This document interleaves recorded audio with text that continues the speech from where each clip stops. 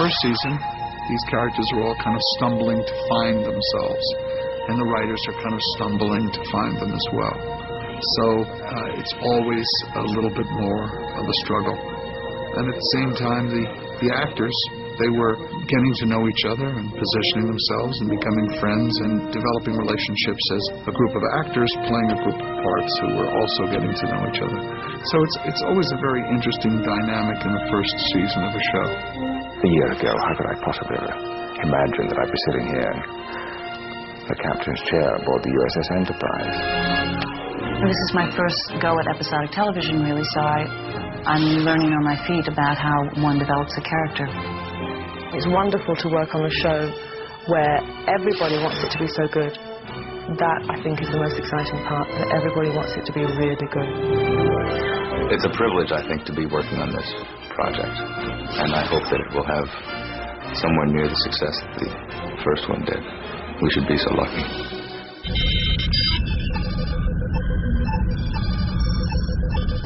When this first became a possibility, a good friend of mine here in Los Angeles said, this was, I think, just before my final meeting for the role, how does it feel to be auditioning for an American icon? It was rather nerve-wracking. I auditioned 7 times. It's one of the first jobs I've been very nervous about. I think that remark unnerved me more than anything else that had been said about it. And my manager and agent are going, Michael, what's a Klingon? 7 times over a stretch of 6 weeks. I said, hey, I know. You know, don't worry, I got it covered. I actually started auditioning on March the 23rd and heard that I'd got the job on May the 6th. Millions of things go through your mind. You think that it's slipping away because it's taking so long.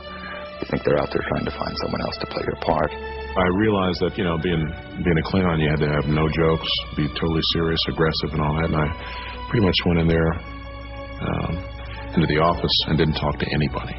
With each audition, naturally, the stakes were higher. After every audition, I kind of said, this is the worst time of my life, and it went on all that time. All my buddies were there testing also, and they were laughing and joking. Hey, Mike, how you doing? Fine. The first time I went in to read, I read Geordie is Blind. And the second time I read for Gene, and I just said, awful. And Junie Lowry, when I came back for the second audition, she said, LeVar, that was an interesting choice you made. Wrong, but interesting. You know, I called the agent and said, look, call them back, beg them to let me read one more time, because I know I can do better. I'd been in America for 6 months, and I was going back home for a while. And I was packing when the phone call came. In the meantime, they had called back and said, we'd like him to come back because we know he can do better, so it worked out. That was really funny. I mean, a couple of hours later, they'd have missed me.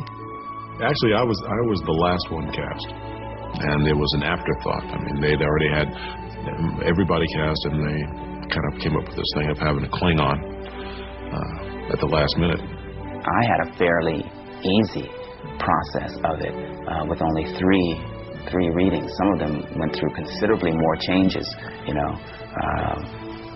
But we're all glad we're here.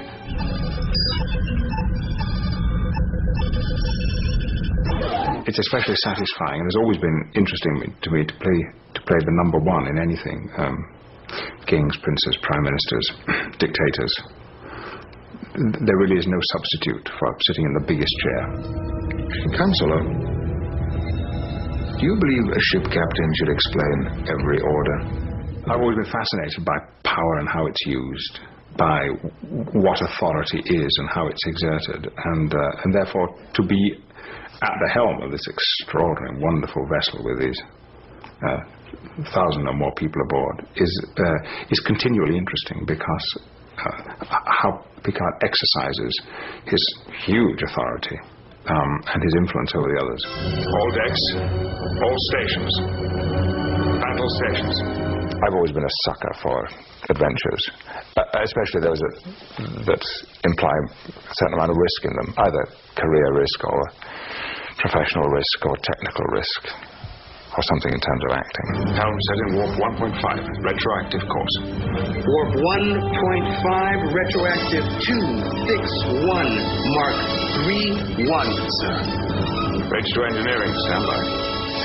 Basically, from the very beginning, Gene Roddenberry's notion about the character was that he would begin sort of as the Blanc tabloid, you know, and really kind of mechanical and not particularly human. And through osmosis and being around human beings for the years, that by the end of his journey, he would be as close to being human as possible, and still not.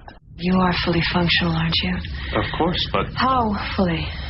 In every way, of course. Oh, you jewel, that's exactly what I hoped.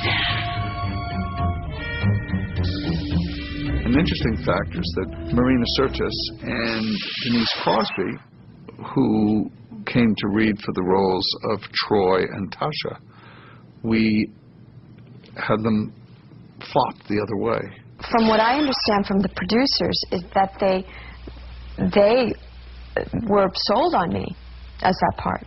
We wanted Marina to play Tasha, and we wanted Denise to play Troy.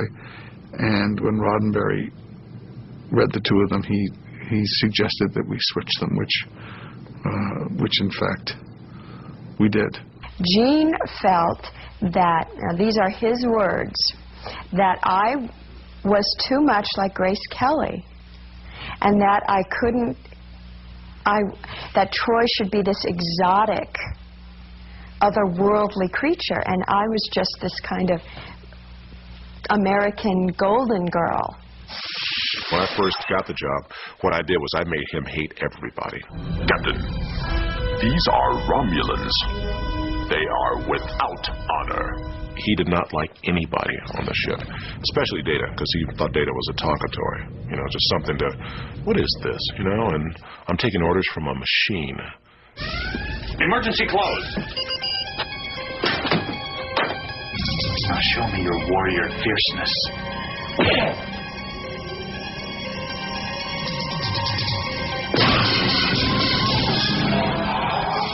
In the very first episode, it was my own hair. Frizzed beyond belief.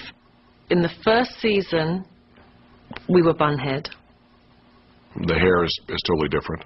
For many years, it was that Donna Reed, Lena Horne. The Lena Horne thing, you know, and Brett had the best line. He says Worf was like late for work because he's in there working on his hair, you know. He's curling it. Ah, that doesn't work. Could you do like a bouffant?